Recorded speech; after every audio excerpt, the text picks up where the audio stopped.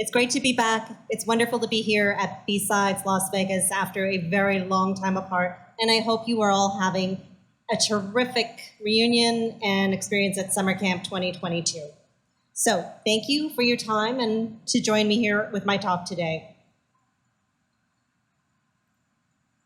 A little bit about me. I am a strategic threat intelligence analyst, a specialist with a bank. I won't name the bank. And I've been doing that for a few years now. I'm also very happy to be a founding member of the Diana Initiative, where we promote diversity and equality and bring new ideas and new people into this realm so that we can all grow better together. Today was our kickoff day after a long time away. And finally, an obligatory disclaimer. The views expressed here are mine alone, and not those of my employer. Okay, so in this talk, what I'd like to talk to you about are software supply chain attacks. What are they? And about the growing threat that they pose.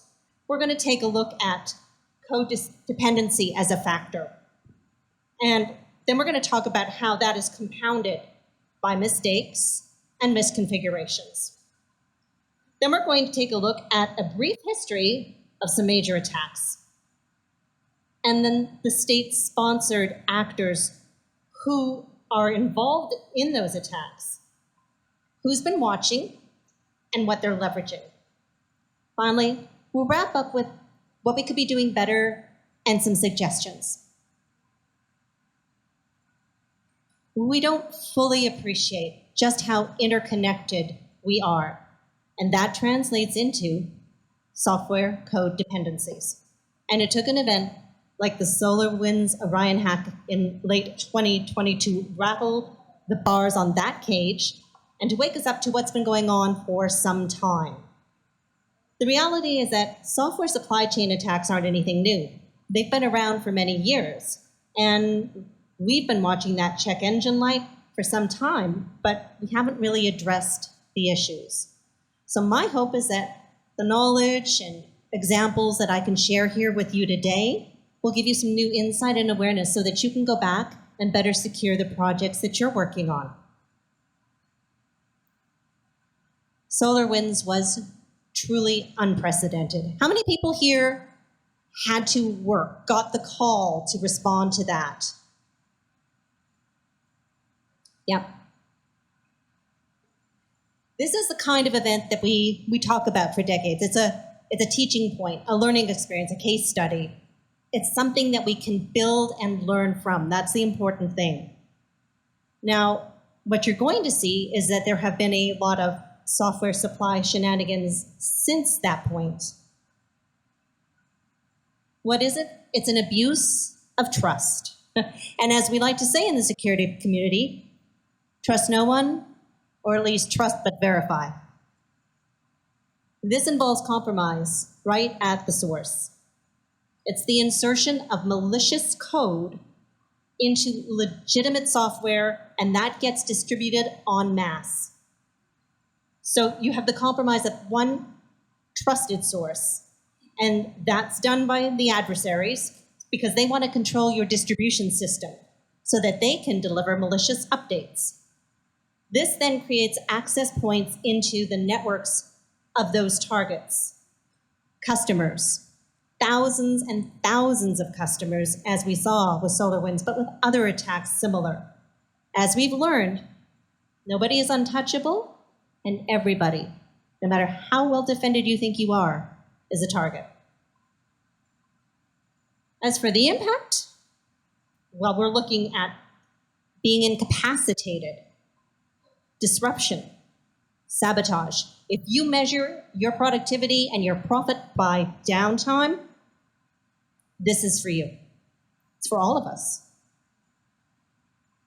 And if you consult the MITRE ATT&CK framework, this is referenced as T1195 for initial access. You want to know what initial access is. That's how the hell did they get in? All right, so software supply chain attacks take time, resources, and skill to plan. That's the purview of state-sponsored threat actors, typically Russian or Chinese-backed groups. There's also cybercriminal and state-sponsored groups who are targeting the technology industry. Why? Because these companies are relied on by so many organizations and individuals, and that is a wide-ranging impact. There is a lot of happy hunting in there. Attacks on tech companies enable third-party compromise of enterprise customers. Enterprise is big. Enterprise is money. Enterprise is a very juicy target. And China has actively targeted tech companies in Taiwan with supply chain attacks. Why? Because they see them as a threat. Now, an important disclaimer, I'm not a developer or a coder, and I'm not even going to pretend to be. What I am is a threat intelligence geek. It's my day job, and that's how I'm presenting my research for this talk.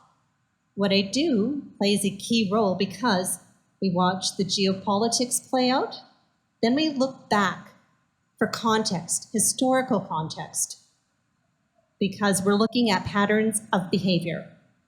History repeats, and actions have consequences. This is from Ian Pratt, who's the Global Head of Security for Personal Systems at HP.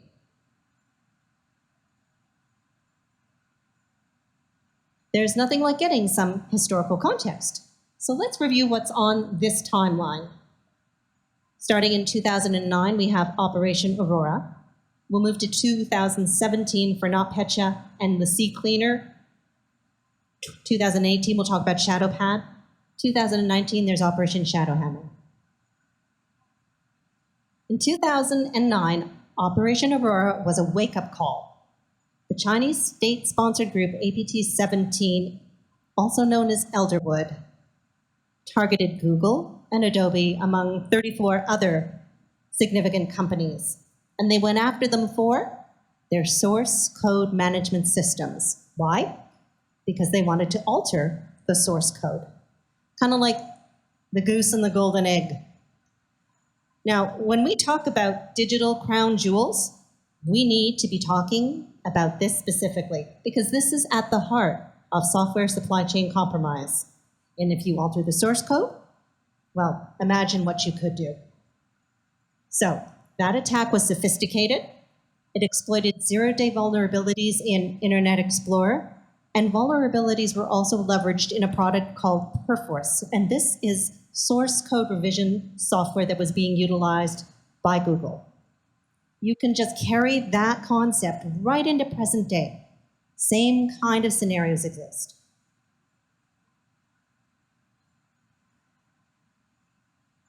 So the good news is that this event led Google to take some action. It implemented zero trust, and it tracked lateral movement, and it put in place better infrastructure. Interestingly enough, Google wasn't involved in the carnage of SolarWinds. And then, 2017, there was NOTPETYA. Is everybody here familiar with that story and with what NOTPETYA was? Okay, we'll enlighten you.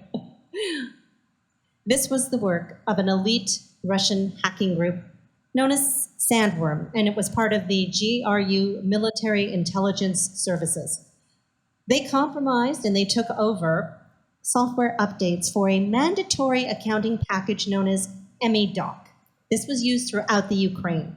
It was tax software similar to, I don't know, Quicken, QuickBooks, TurboTax, but everybody pretty much had to use it to submit their taxes. So Russia's used Ukraine as a cyber petri dish for years. They have a rather hostile relationship, and Russia has control issues. So Sandworm was detonating logic bombs in government and companies all over Ukraine. Now, there was a little family-run firm known as Linkos Group. They were responsible for pushing out those software updates for MEDOC. That was their job. It's what Sandworm did was they hijacked those update servers, and they installed a hidden backdoor so that they could access all the PCs that were going to be receiving MEDOC.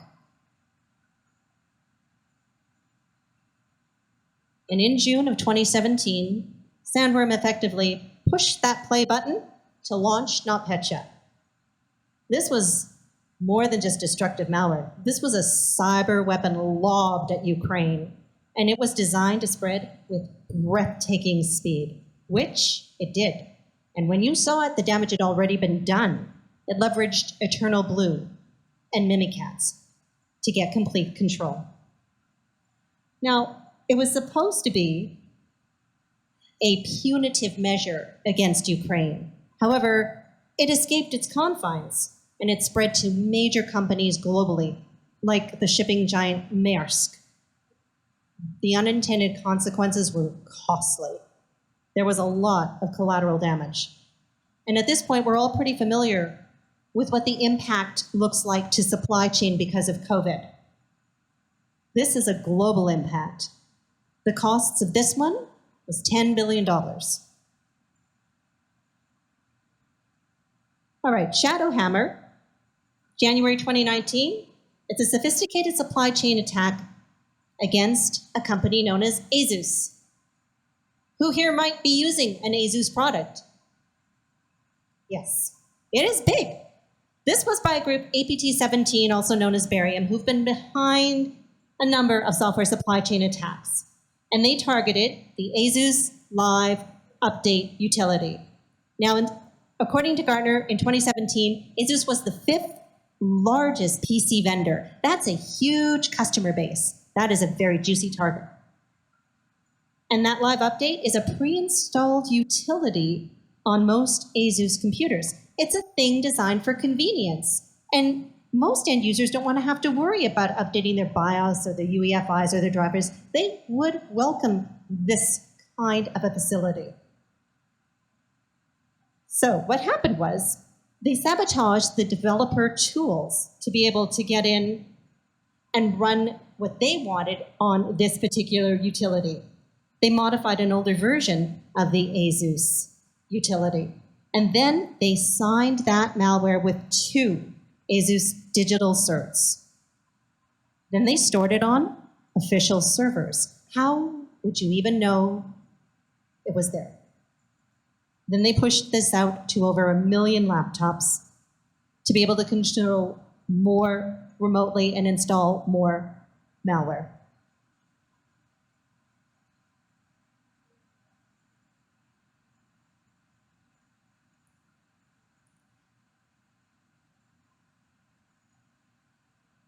Okay. Nick Weaver is a security researcher at the University of California, Berkeley Institute, and he shares this. You are trusting every vendor whose code is on your machine, and then you're trusting every vendor's vendor. Take that home with you.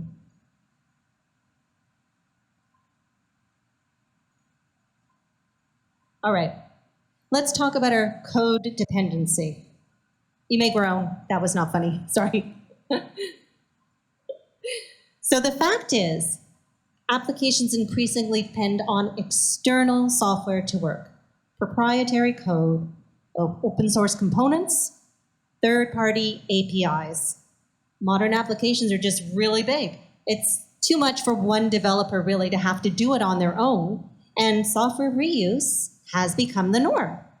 Popular open source projects they're used as dependencies, and that's a word, if you're not a programmer, if you're out on the other side, you don't realize what that means until you realize what dependencies mean. Now, these are attractive targets to the adversaries because then they can add malicious code to those dependencies and then claim the users downstream. So we need to appreciate the increasing complexity of what we're building in this digital realm, of the applications that we rely on, and how the functions of just one library rely on a number of other libraries in order to be implemented. That's a lot of things to keep track of. And this creates complex dependency trees that developers either won't remove or update because of the possible downstream consequences. Has anybody ever found themselves in that position? Let's do a quick little look at some numbers. The average app has about 118 open source libraries. An average library is about 2.6 years old. Your average Java app has 50 open source vulnerabilities. 99% of organizations have at least one high-risk Java license. And false positivity rates, if you're using these tools. For Java, there's 23%, .NET is 13%, and Node is 69%.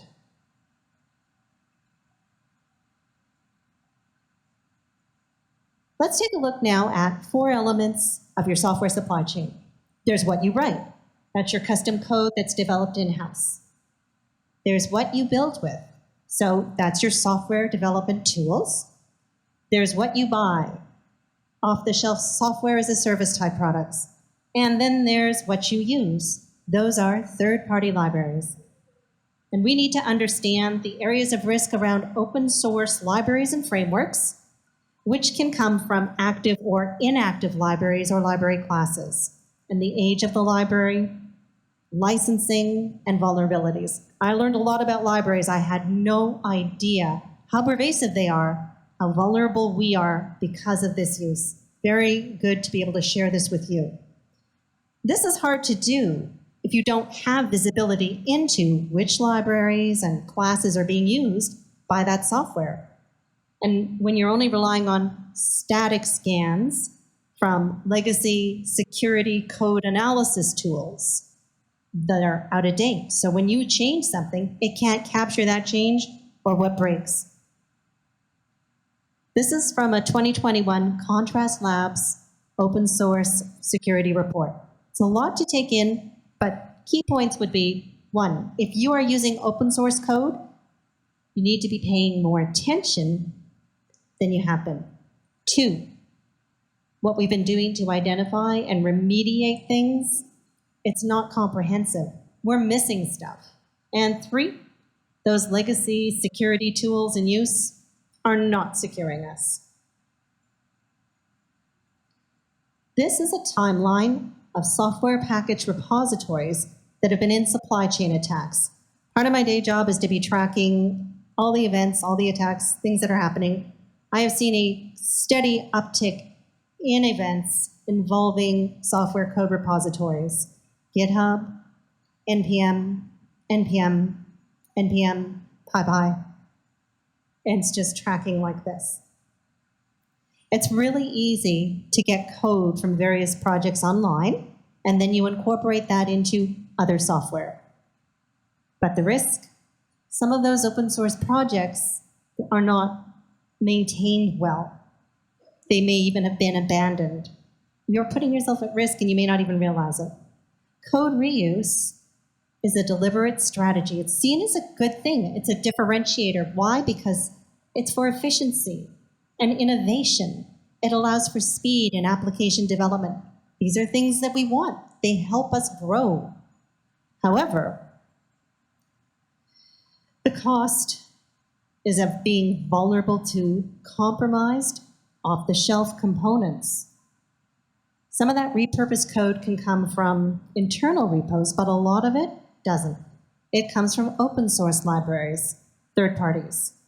And for an attacker, compromising a software supply chain can come through manipulation of the application source code. Or you can manipulate how they update and distribute things. Or you can replace compiled releases with a special modified version.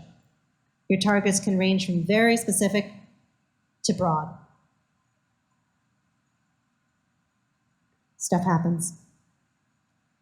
And that brings us to this, the continuous integration, continuous development pipeline. Now, this is considered a best practice for DevOps because it delivers code change frequently and reliably. Who here is familiar with the concept of Agile? So CI is a coding philosophy. It's a way you do things. It's a set of practices that help drive development teams to implement small changes incrementally, and they check in the code to the version control repositories frequently. Consistent, automated, and you can build and package and test your applications. Thing is, you're still using other people's technology. And unfortunately, mistakes will be made. So, this brings us to SONARQUBE. Is anybody familiar with this product? It is widely used. Okay.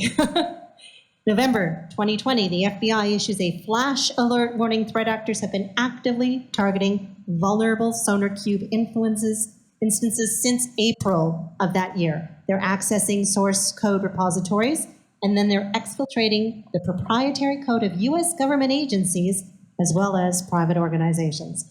A lot of people got hit. They found multiple potential computer intrusions that corresponded with leaks associated with that SONARQUBE configuration vulnerabilities, which had been exploited for months before, back in April. It was in August of 2020 that an unknown threat actor leaked internal data from two of the organizations through a public lifestyle repo tool. They scanned online for exposure via a default port, 9000, which is a publicly accessible IP address. And several of the source code repositories also contained hard-coded credentials, which just opened the door to accessing other resources and expansion of that breach. And I can tell you, based on the research I've done from 2021 all the way through 2022, we're increasingly seeing stored things, keys, secrets, hard-coded credentials in source code. It shouldn't be there. With regard to that SONARQUBE event, Sakar Surakai wrote this. Oops, sorry.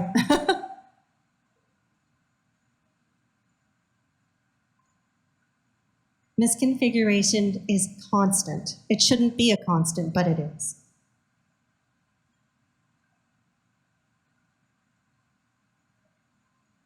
All right. Let's talk about some major software supply chain attacks from the past and lessons that might not have been learned. If that looks busy, yes, it is. So the Identity Theft Research Center stated that 137 organizations reported they were impacted by supply chain attacks at 27 different third-party vendors. That was an increase of 42% in one quarter. Attackers manipulate software dependencies and development tools so that they can compromise data or systems before they reach the recipient. As we've seen, they go after source code. Think of recent attacks. Think of Lapsus Group, for example. What did they take? They took a lot of source code. Microsoft said that they had gained access to some of the source code for Exchange and Azure and Intune. Okay, if you're in an enterprise, you're using Exchange and you're using Azure.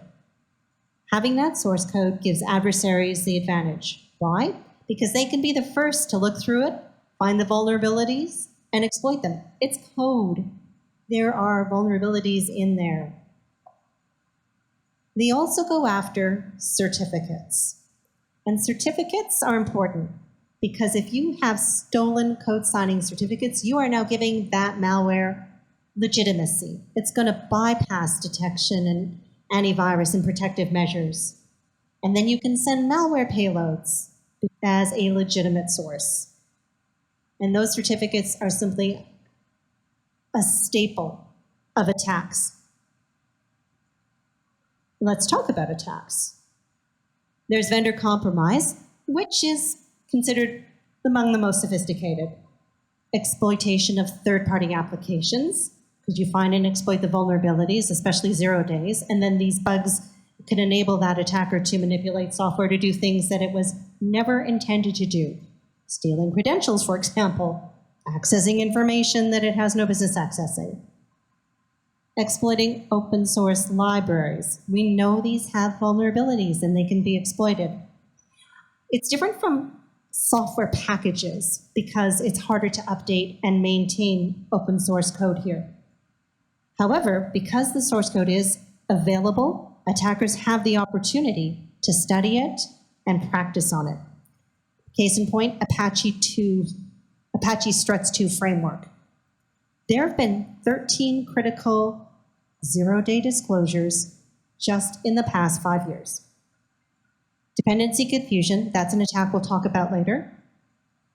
And then there's hostile takeover.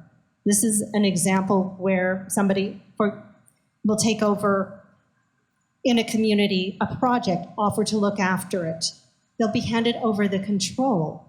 But with that, they can then feed malicious content downstream. In 2018, there was an event involving EventStream and Node.js, and it was caught because there were mistakes, and the people at Node thought it was just bugs. Fortunately, they caught it, they were able to flag it down. I found this as I was doing my research, and I thought it was a great way to share what a plan of attack could look like. It's from the Backstabber's Knife Collection, which is a pretty cool name. You start by injecting malicious code into that dependency tree, and then you can create a new package with unexpected features like a Trojan horse, or typo squatting, or use after free. You can also infect an existing package and then spread some malicious goodness by either injecting it into the source or into the repository system or during the build, which was what SolarWinds was. And then it can pawn the build system and it can taint packages downloading. That brings us, of course, to SolarWinds. So this is a trusted network management and monitoring software that's used by the government, Fortune 500s, Microsoft, FireHawk. So many people. And nobody knew that anything was wrong. And it's described as the most significant attack of our time. It's pretty true. What's distinctive in it is that degree of stealth that was used. The ability of the adversaries to conceal their actions and the length of time it took for discovery. This was an operation that took time and precision to do the reconnaissance, sophistication to tailor, and patience. And in my day job, what I'm doing constantly is anatomies of attack, understanding the adversaries, and this stands out from all the attacks we looked at. We spent a lot of time mapping this out, and looking back, you just would go, oh my God, they were in there for how many months? They targeted and compromised that build environment and the code signing infrastructure for Orion. That gave them complete control. That's your level of trust there that's just been completely compromised. They modified the source code to add a backdoor and signed it. And then they leveraged the existing software release management system and used stolen certificates, which let them laterally move through chains of trust. Who here has heard of dependency confusion? This is a wicked cool attack and it's increasing. Good. So security researcher Alex Burson shone a bright light on a very scary possibility. He took a hypothesis about a supply chain substitution attack where you have a software installer script that tricks people into pulling a malicious code file from a public repository instead of getting the trusted file with the same name from the safe internal repository. To prove his point, he targeted Apple, Microsoft, Tesla, and 32 other companies and executed unauthorized code inside their networks. Well, that worked, but within 48 hours of it being publicized, a lot of other parties who did not ask permission to do this thought it was a very good idea too, jumped on the bandwagon, and there were more attacks. And I can report we are seeing an increase of these type of attacks from 2021 straight into 2022. And the issue here, existing dependency scanners do not detect if a dependency executes malicious code. And since these tools are limited to identifying dependencies with known vulnerabilities. There was an interesting study done as a result of this at Red Hat Labs, and they found these results. 93 repositories out of the top 1,000 GitHub organizations are using a package that doesn't even exist on a public package index, which can be claimed by an attacker to cause a software supply chain attack. Of the top 1,000 organizations that were scanned, 212 of them had at least one dependency confusion-related misconfiguration in their database. Why does this matter? These are big names that are relied on by many, many users. So if one of those projects gets tainted, there's a high probability that potentially millions of users will be affected. XCODESPY. How many people use iOS? Yes. Well, this is a malicious project that affects the free application development environment. And a new malware variant was observed targeting iOS developers in a supply chain attack. They abused legitimate development environments from Apple. The targets were sharing sites and repositories. This is common practice. It's encouraged. It's a belief system. This is a total abuse of trust.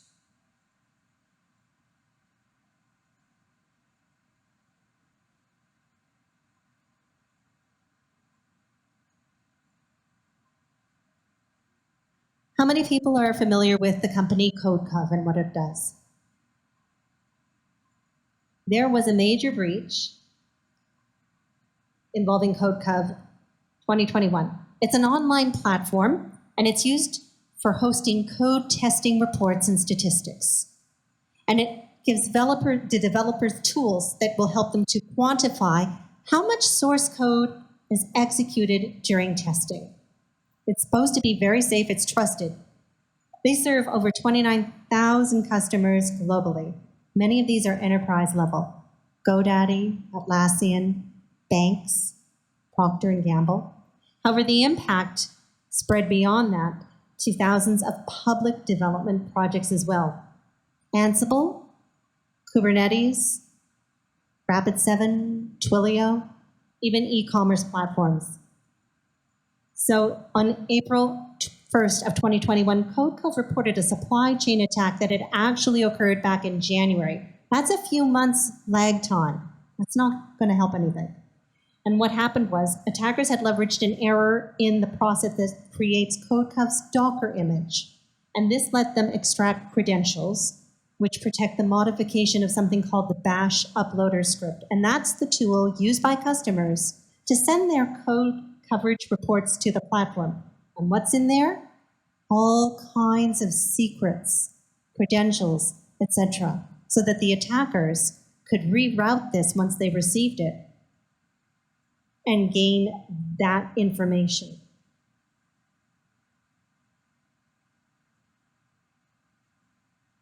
And then they sent that information to a server outside. There was the KASEYA breach. Again, this is important in the way that it was trusted by the users. There's over 40,000 of them. It's an IT solutions developer for managed services providers and enterprise-level organizations. Their product, VSA, is a unified remote monitoring and management tool for networks and endpoints. This has a high level of trust on customer devices. Sounds familiar, doesn't it? This has so much trust that the attached client devices will do whatever they are told. And that's probably one of the reasons why KASEYA was targeted. Rival ransomware operators delivered a fake VSA update that sent a ransomware payload from compromised VSA servers to VSA agents that were running on managed Windows devices. That malicious update was dubbed the KASEYA VSA agent hotfix. The initial access came from an zero-day vulnerabilities that existed in KASEYA's VSA software. They were reported, they were known, but they hadn't been fixed, and they were leveraged. And the attack was triggered through an authentication bypass vulnerability in that KASEYA VSA web interface. So the attackers could circumvent authentication controls. They gained an authenticated session, and then they uploaded a malicious payload. They executed commands using SQL injection, and they achieved code execution in the process. I'm not super technical, but we had to analyze how the hell did this happen and what did it mean, and there was a lot of learning, and I'm hoping that this will help you too. They then attempted to disable MS Defender using a signed certificate. The trust issue here, that KASEYA hotfix that was leveraged was ready to go thanks to the anti-malware software exclusions that had already been set up.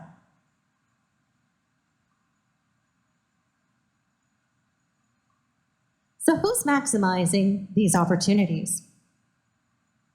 Of all the state-sponsored adversaries, Chinese cyber espionage groups have been and will continue to be the biggest threat to tech. They conduct economic espionage and intellectual property theft. They are very, very good at what they do. And there have been repeated warnings again just this year by agencies and governments in the US and the UK about stuff they are finding, which is very alarming. What's been accessed, what's been stolen. So technology companies are rich targets just on their own, but these groups leverage them to infect supply chains and then to go after those customers. Don't underestimate the capability or intent of these groups. If you want to try mapping APTs to government and military in China, I found this work by Anastasios Pingios, and I'll share the link here. It's complex, but it's interesting. All right, attacks by China. These are some of the most well-known attacks involving Chinese threat-sponsored actors. The Russians are formidable, but you really don't want Chinese adversaries in your network. In 2017, there was KINGSLAYER. This involved the Chinese threat actor group APT-19, and they went after an administrative software package known as EVlog. It targeted enterprise operations globally, and this included military organizations and defense contractors. This is something the Chinese care very much about. They're highly competitive with the West, and they want to gain the upper hand at any cost. These are high-value targets. It's an impressive client list, and it is very similar to SolarWinds. Key point here, several years later, and it's still not known how many of these customers were and could still be compromised. CCLEANER, you've probably heard of it. It seemed like a harmless product until it wasn't. This involved APT-17 Axiom Group. Again, on the alteration of source code of a product that was widely downloaded and convenient for customers. How did they get in there? Well, initial compromise was through an unattended workstation of a CCLEANER developer who was connected to the Piriform network using a TeamViewer remote. They reused credentials from previous data breaches, we've heard that many times, in order to access the TeamViewer account. And then they delivered malware using VBScript. They developed a malicious version of CCLEANER, and they used RDP to set up a backdoor on a second unattended connected computer. There they dropped a binary and another malicious payload and went on to claim more and to distribute millions of versions. ShadowPad. APT-17, also known as Barium, they delivered ShadowPad malware to infect enterprise networks via a product known as NetSerang. NetSerang specializes in server management and security connectivity software used globally by major organizations. Where have we heard this before? So a module was hidden in a code library. It was making suspicious DNS requests. DNS, it's always DNS. And it was sending data back to the operators who then made the decision whether they wanted to act on it or not.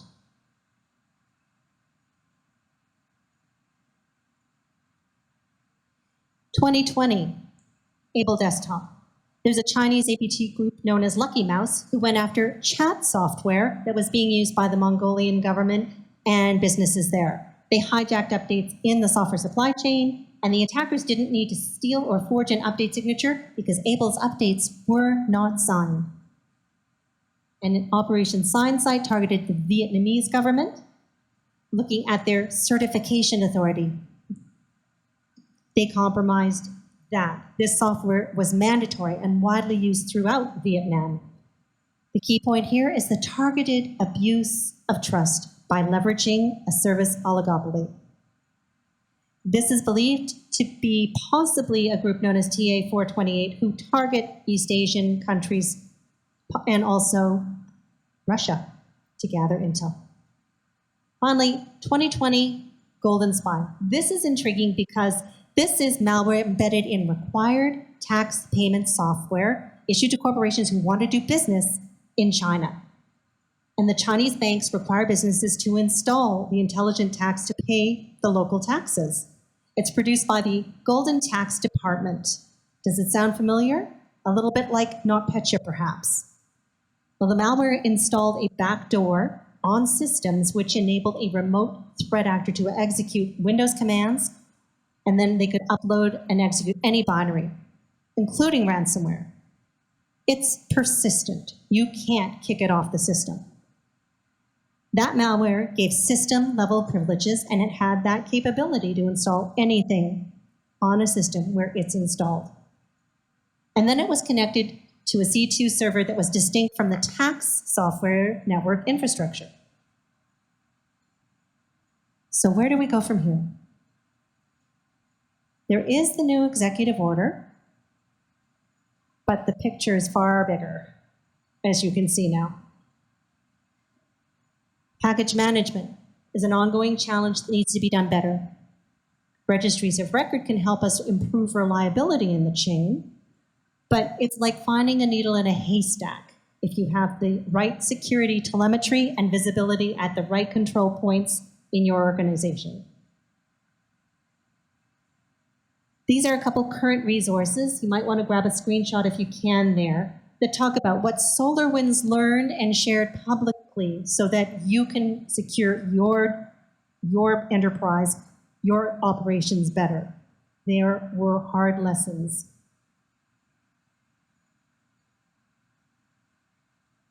And some takeaways. First, we need to be paying more attention to the open source software that we're using. We need to change what we've been doing and how we've been doing it to identify and remediate risks because we're missing a lot of stuff. Those legacy security tools, they're not securing us. There are some new things out there to help us. One of them is called SigStore, and one of them is called Package Hunter. But we need to level up. Okay, so I will share this with you. This came out 2021, SigStore. It's from the Linux Foundation, and it seeks to empower software developers to help them securely sign software artifacts. It's free for use by all developers and software providers.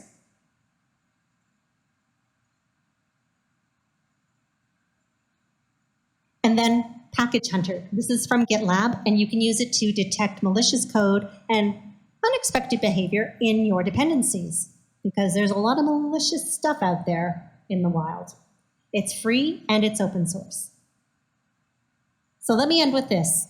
I love podcasts, and one of my go-tos is Risky Business. They had a great segment featuring Mark Rogers from Okta talking about Operation Aurora. If you can gain a position of trust, then you can exploit it. Think about service or non-person IDs where you are working. Accounts that nobody really scrutinizes, but that have enough privilege to leverage and to do e-discovery and to find all the stuff you need to launch your attack. Because your chain is only as good as its weakest link, and there are more ways to abuse the chain of trust than people realize.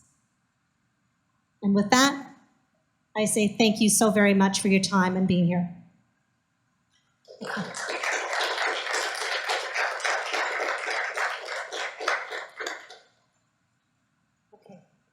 Are there any questions?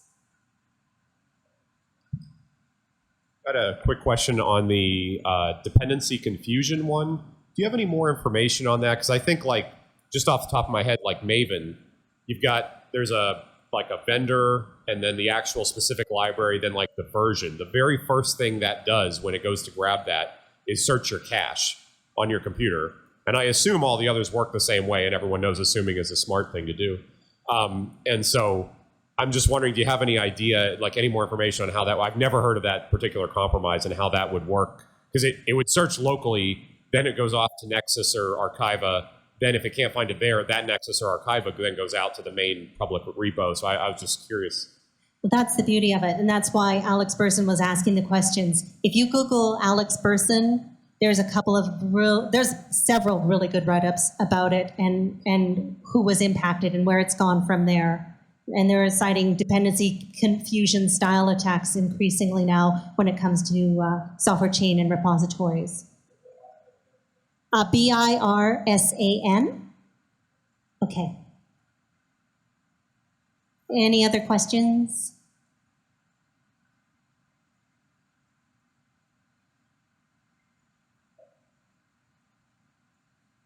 Okay. All right. Please go have a good drink and a nice dinner, and thank you so much for your time.